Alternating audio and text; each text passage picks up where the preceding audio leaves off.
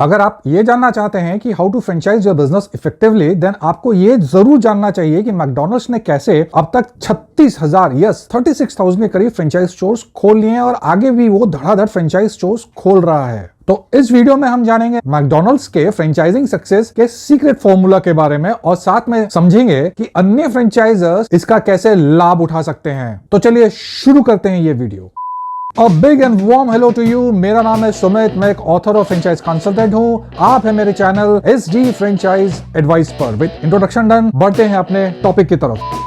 McDonald's franchise formula बहुत ही simple है और ये दो लेवल्स पर काम करता है। पहले लेवल में फ्रेंचाइजिंग ब्रांड अपने USPs मतलब यूनिक सेलिंग प्रोपोजिशन पर फोकस करता है और जिसकी वजह से फ्रेंचाइजर को शुरू के फ्रेंचाइजीज मिलते हैं। और मैकडॉनल्ड्स के क्या USP हैं और उसने अपने शुरू के फ्रेंचाइजीज कैसे रिक्रूट किए, उस पर मैं ऑलरेडी वीडियो बना चुका हूँ, जिसका लिंक आपको ऊपर आई बटन पे या डिस्क्रिप्शन बॉक्स में मिल जाएगा। अब हम आते हैं दूसरे लेवल पर, मगर जरा ध्यान दीजिएगा क्योंकि ये बहुत इंपॉर्टेंट है। दूसरे लेवल पर फ्रेंचाइजर को सिर्फ एक काम करना है, जी हाँ सिर्फ एक काम, और वो ये है कि फ्रेंचाइजर को ये इंश्योर करना है कि उसके फ्रेंचाइजीज प्रॉफिटेबल बने रहें। और अगर आपको ये विश्वास नहीं आता कि सिर्फ फ्रेंचाइजी को प्रॉफिटेबल रखकर मैकडॉनल्ड्स ने 36,000 के करीब फ्रेंचाइज स्टोर्स खोल लिए हैं, तो मैं आपको इसका साइंस समझाता हूँ। देखिए, जब फ्रेंचाइजी प्रॉफिटेबल होता है तब दो चीजें होती हैं। पहला कि वो फ्रेंचाइजी उसी फ्रेंचाइज बिजनेस के और स्टोर्स खोलना पसंद करता है और इससे फ्रेंचाइजर को बिना किसी मार्केटिंग या किसी इन्वेस्टमेंट के नई लोकेशन पे फ्रेंचाइज स्टोर खुल जाता है।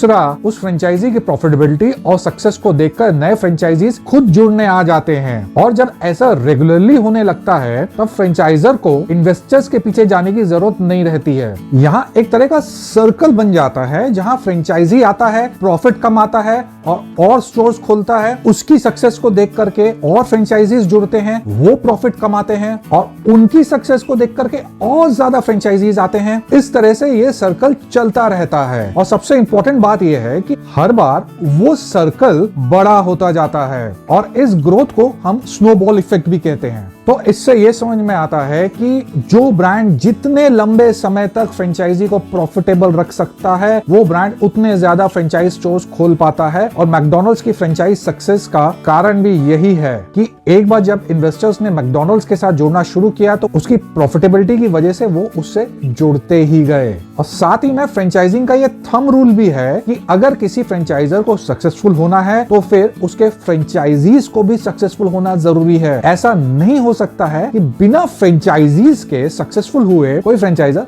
सक्सेसफुल हो जाए। चलिए फटाफट जान लेते हैं उस स्ट्रैटेजीज को जिनकी वजह से मैकडॉनल्ड्स अपने फ्रेंचाइजीज को प्रॉफिटेबल बना पाया। और फर्स्ट स्ट्रैटेजी है good mix of high selling and high margin products. किसी भी बिजनेस में प्रॉफिटेबिलिटी तभी आती है जब उसके पास हाई सेलिंग प्रोडक्ट्स और हाई मार्जिन प्रोडक्ट्स का अच्छा कॉम्बिनेशन हो, जैसा मैकडॉनल्ड्स के पास है। जहां हाई सेलिंग प्रोडक्ट्स फुटफॉल और सेल इंश्योर करते हैं, वही हाई मार्जिन प्रोडक्ट्स प्रॉफिटेबिलिटी बढ़ाते हैं। जैसे एक तरफ मैकडॉनल्ड्स के बर्गर्स कस्टमर्स को अंदर लाते हैं और सेल बढ़ाने में मदद करते हैं, वहीं दूसरी तरफ मैकडॉनल्ड्स के हाई मार्जिन प्रोडक्ट्स जैसे कि milk shakes and coffee cum sale पर भी अच्छी कमाई देते हैं। और यूजुअली हाई मार्जिन प्रोडक्ट्स पर जो सेल मार्जिन है वो हाई सेलिंग प्रोडक्ट की तुलना में कम से कम डबल होता है। इसलिए मैकडॉनल्ड्स हर सेल पर अपने फ्रेंचाइजी को अच्छी कमाई दे पाता है। इस तरह से एक फ्रेंचाइजर अपने बिजनेस में इनोवेटिव होकर के अपने फ्रेंचाइजीज की प्रॉफिटेबिलिटी बढ़ा सकता है, which is essential when you franchise your business और when you want to grow your business. और अगर आप फ्रेंचाइजिंग में इंटरेस्टेड हैं तो आपको इस चैनल को सब्सक्राइब करके बेल बटन को दबाना बिल्कुल ना भूलें। बढ़ते हैं आगे, जानते हैं सेकंड स्ट्रैटेजी जो है consistent focus on cost cutting. हम ये सब जानते हैं कि मैकडॉनल्ड्स कम प्राइस रखकर मास मार्केट को टारगेट करता है। लॉजिकली समझे तो अगर मैकडॉनल्ड्स का सेल प्राइस कम है तो उसका सेल मार्जिन भी कम होना चाहिए, मगर ऐसा है नहीं। और कम सेलिंग प्राइस होने के बावजूद अच्छा मार्जिन कैसे कमाया जा सकता है, ये मैकडॉनल्ड्स से सीखना बहुत जरूरी है। मैकडॉनल्ड्स अपना सेल मार्जिन या प्रॉफिट मार्जिन इंटैक्ट रखने के लिए और प्रोडक्ट प्राइसिंग कॉम्पिटिटिव रखने के लिए कंसिस्टेंटली प्रोडक्ट्स और सिस्टम्स एंड प्रोसेसेस के सभी लेवल पर लगातार कॉस्ट कम करने की कोशिश करता है बिना क्वालिटी को कॉम्प्रोमाइज किए। और ये बहुत बड़ा अंतर है मैकडॉनल्ड्स और बाकी कंपनीज में, क्योंकि बाकी कंपनीज किसी खास समय पर जैसे कि सेल कम होने पर या रिसेशन आने पर ही कॉस्ट कटिंग की तरफ ध्यान देती हैं। So consistent focus on cost cutting is critical thing to do when you want to franchise a business. तो चलिए अब जान लेते हैं थर्ड स्ट्रैटेजी जो है perfect the art of cross sell and upsell. अगर किसी ने मैकडॉनल्ड्स के स्टोर में कभी भी कोई ऑर्डर दिया है तो एक चीज नोटिस की होगी कि अगर आप केवल एक बर्गर ऑर्डर करते हैं तो काउंटर बॉय या गर्ल आपको कोई ना कोई मील देने की कोशिश करता है जिसकी कीमत ऑब्वियसली ऑर्डर किए गए बर्गर से काफी ज्यादा होती है, और ये होता है अपसेलिंग। अब अगर कोई मील के लिए मना कर देता है तो फिर उसको बर्गर के साथ फ्राइज या मिल्क शेक बेचने की कोशिश की जाती है जिससे बिल थोड़ा बड़ा हो सके, और इसे कहते हैं क्रॉस सेलिंग। अपसेलिंग और क्रॉस सेलिंग किसी भी बिजनेस के अर्निंग पर कस्टमर को बढ़ा देते हैं और इसमें कुछ गलत भी नहीं है। इनफैक्ट आज के समय में ये नहीं करना एक बहुत गलत बात होगी। इसलिए मैकडॉनल्ड्स का रेवेन्यू पर customer is among the highest in the product and the price category. तो अगर आपका कोई बिजनेस है तो तुरंत अपनी सेल्स टीम को क्रॉस सेलिंग और अप सेलिंग की ट्रेनिंग दे। तो चलिए बढ़ते हैं आगे, मगर उससे पहले एक रिमाइंडर, अगर ये वीडियो आपको पसंद आ रहा है तो इसको एक लाइक जरूर दे दें। तो चलिए अब जान लेते हैं अपनी फोर्थ स्ट्रैटेजी जो है ensuring that target customer segment जुड़ा रहे। किसी भी बिजनेस को तभी सक्सेस मिलती है जब उसका टारगेट कस्टमर उसके साथ लंबे समय तक जुड़ा रहे। इसको मैकडॉनल्ड्स के एग्जांपल से समझते हैं। जब भी हम फास्ट फूड के बारे में सोचते हैं तो हमारे दिमाग में कस्टमर्स की जो इमेज आती है वो यूजुअली होती है स्कूल एंड कॉलेज जाने वाले यंगस्टर्स की। मगर मैकडॉनल्ड्स इस मामले में एक अपवाद है या एक्सेप्शन है, क्योंकि यहाँ पर जो उसके मेन कस्टमर्स हैं वो यंगस्टर्स ही नहीं बल्कि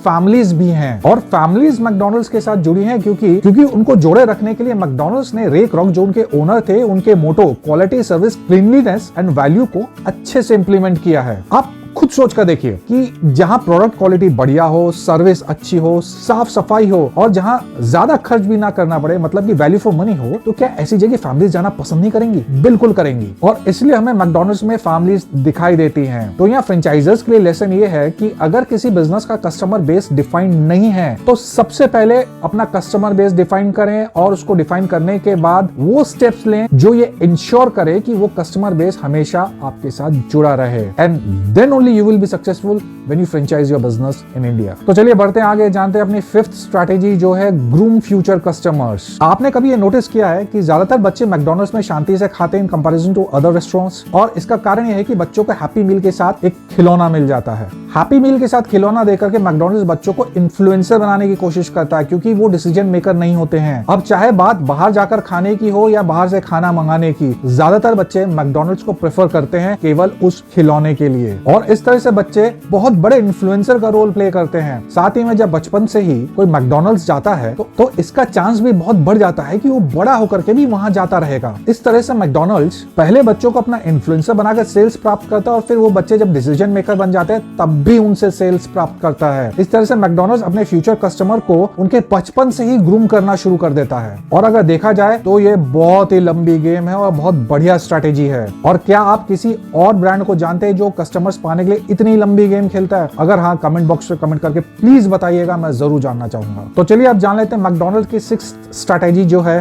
franchise store only at right location. When we are franchising a business तब तीन सबसे इंपॉर्टेंट चीजें होती हैं, और उसमें से पहली है लोकेशन, दूसरी है लोकेशन और तीसरी है लोकेशन। और ऐसा मैं कह पाता हूं मैकडॉनल्ड्स जैसे ब्रांड्स की ग्रोथ देख करके। जब से रे क्रॉक ने मैकडॉनल्ड्स के फ्रेंचाइजिंग की जिम्मेदारी संभाली थी तब से मैकडॉनल्ड्स का फोकस लोकेशन पर बहुत बढ़ गया था, और वो फोकस आज तक है। आप देश में कोई भी मैकडॉनल्ड्स का स्टोर देख लीजिए, वो आपको उस एरिया की बेस्ट लोकेशन पर ही मिलेगा। और ये सिचुएशन तब है जब मैकडॉनल्ड्स स्टोर खुद में एक लैंडमार्क होते हैं, और अगर मैकडॉनल्ड्स चाहे तो अपनी लोकेशन को लेकर कुछ 19-20 कर सकता है, मगर वो ऐसा नहीं करता है। इससे हम ये समझ सकते हैं कि एक अच्छी लोकेशन मैकडॉनल्ड्स को कितना मैटर करती है, और अगर कोई चीज मैकडॉनल्ड्स जैसे सक्सेसफुल ब्रांड के लिए इंपॉर्टेंट है तो वो चीज बाकी फ्रेंचाइजर्स के लिए भी इंपॉर्टेंट होगी, स्पेशली उनके लिए जो ये जानना चाहते हैं how to franchise your business successfully. तो चलिए अब बढ़ते हैं नेक्स्ट पॉइंट की तरफ, वो जानते हैं मैकडॉनल्ड्स की सेवेंथ स्ट्रैटेजी जो है कांस्टेंट कस्टमर फीडबैक। कुछ लोगों को ये जानकर आश्चर्य हो सकता है कि कस्टमर फीडबैक से भी सेल्स बढ़ाई जा सकती है, और मैकडॉनल्ड्स के केस में ये कैसे हुआ, चलिए ये जान लेते हैं। कस्टमर्स दो प्रकार के होते हैं, पहले होते हैं इंटरनल जिसमें एम्प्लॉइज और फ्रेंचाइजीज आ जाते हैं, और दूसरे होते हैं एक्सटर्नल कस्टमर जो एक्चुअली हमारे ग्राहक होते हैं। मैकडॉनल्ड्स के पास ऐसे मैकेनिज्म है जिससे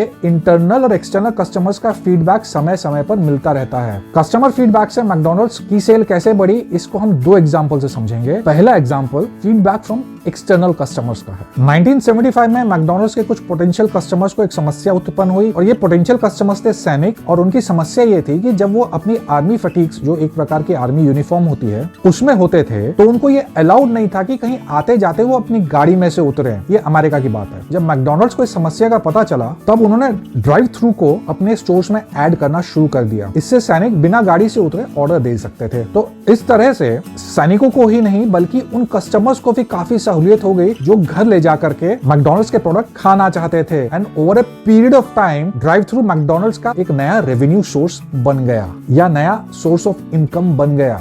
दूसरा एग्जांपल है फीडबैक फ्रॉम इंटरनल कस्टमर्स का। शायद आप ये जानते होंगे कि मैकडॉनल्ड्स का सबसे ज्यादा बिकने वाला बर्गर बिग मैक है, और सरप्राइजिंगली बिग मैक को मैकडॉनल्ड्स ने बल्कि उसके एक फ्रेंचाइजी ने डेवलप किया था। जिस फ्रेंचाइजी ने बिग मैक को डेवलप किया था उसके यहाँ बिग मैक की सेल बहुत जबरदस्त थी, तो उसने ये इंफॉर्मेशन कंपनी के साथ शेयर की और कंपनी ने टेस्ट मार्केट करके बिग मैक को सभी स्टोर्स में रोल आउट कर दिया। तो इस तरह से एक फ्रेंचाइजी के इनोवेशन का फायदा बाकी फ्रेंचाइजीज और कंपनी को मिला। और ऐसे बहुत से एग्जांपल हैं जहां इंटरनल और एक्सटर्नल कस्टमर्स के फीडबैक का फायदा मैकडॉनल्ड्स ने उठाया। तो अगर आप अपना बिजनेस 10 इजी स्टेप्स में फ्रेंचाइज करना चाहते हैं तो लेफ्ट वाले वीडियो पे क्लिक करें, नहीं तो आप राइट वाला वीडियो देख सकते हैं। Thank you for watching.